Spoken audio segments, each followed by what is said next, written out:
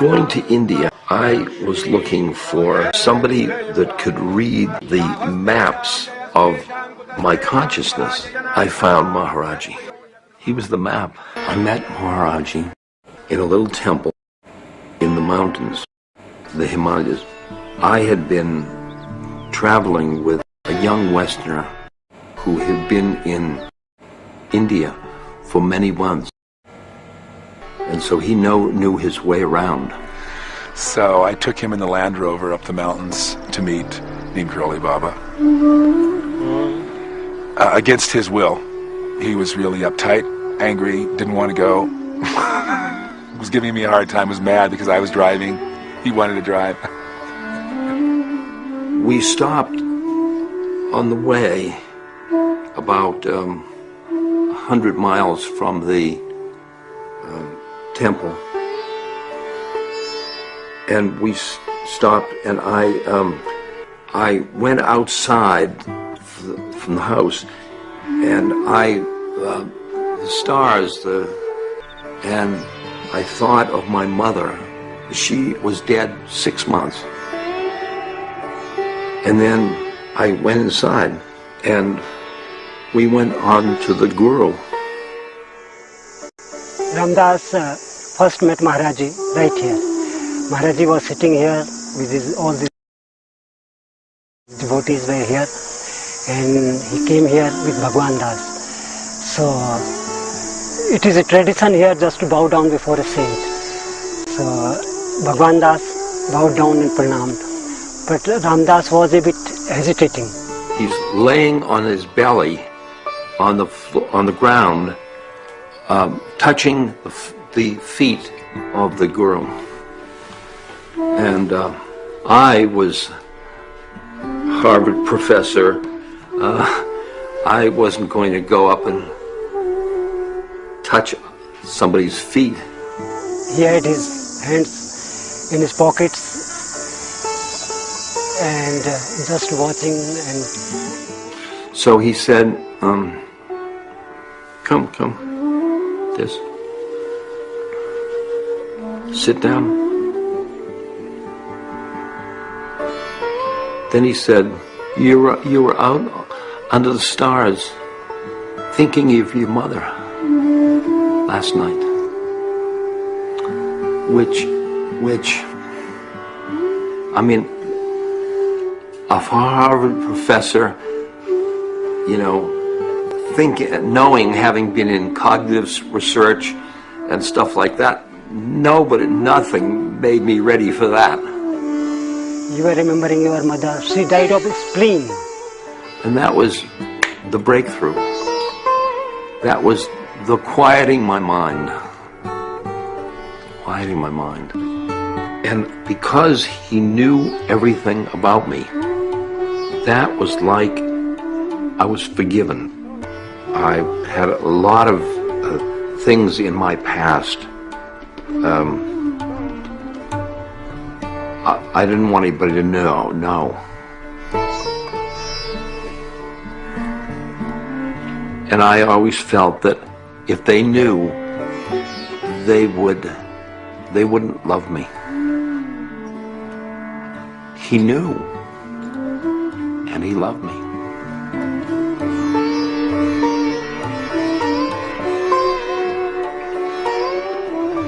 And then he was transformed into Baba Ramdaas. It was so beautiful. It was so beautiful. I see him just as a doorway towards God, a doorway.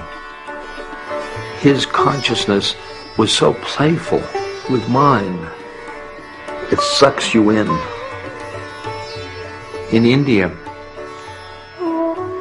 they have an expression, God, Guru, and self are one and the same.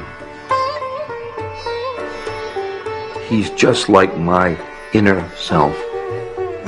No, I don't think he wanted anything ever from me or from any of us. We tried to give him things. You couldn't give him money. You couldn't do anything for him. There was nothing that he needed. All he wanted was for people to be liberated, to be free. One day, Maharajji indicated that he'd like to try LSD. And I didn't know that that was wise because he was old and I had strong pills.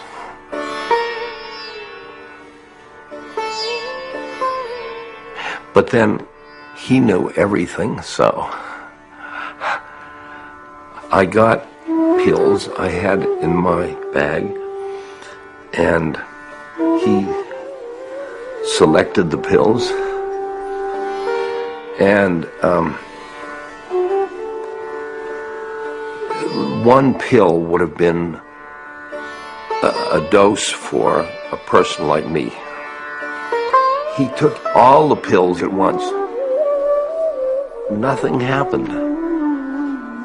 He didn't have any reaction. I watched. Nothing happened.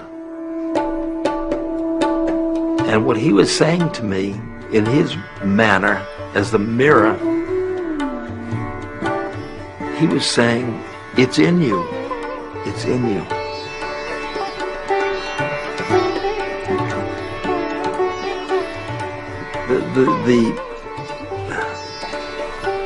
The way we get caught in our method is method drugs, method church, method, method.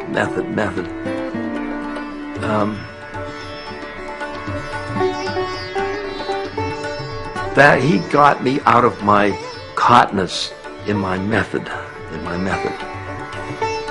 So I honored psychedelics, but I say there's other methods.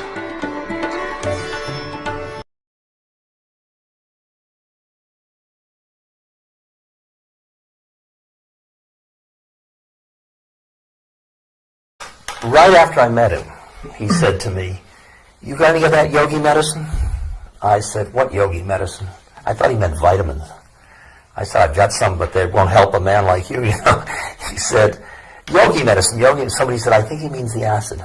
I said, "You mean acid?" He said, "Yeah." So I brought acid, and I had pills that were 300 micrograms each. So he held out his hand, so I gave him one, which is a good dose.